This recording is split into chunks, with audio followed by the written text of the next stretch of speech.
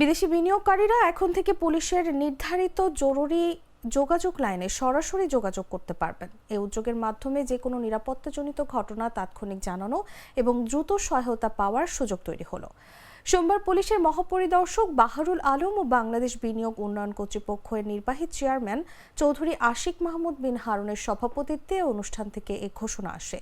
তারা সম্প্রতি গাজায় হামলা নিয়ে বিক্ষোভের সময় বিদেশি কোম্পানিগুলোর কার্যালয়ে হামলার ঘটনায় ক্ষতিগ্রস্ত 6টি প্রতিষ্ঠানের প্রতিনিধিদের সঙ্গে বৈঠক করেন।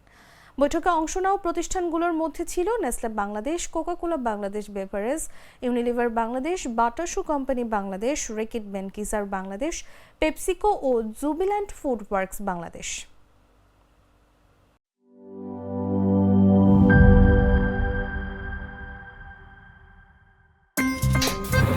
আমার একটা স্মার্ট সিদ্ধান্তে 25% গ্যাসের খরচ কমেছে। ভাবছেন কিভাবে?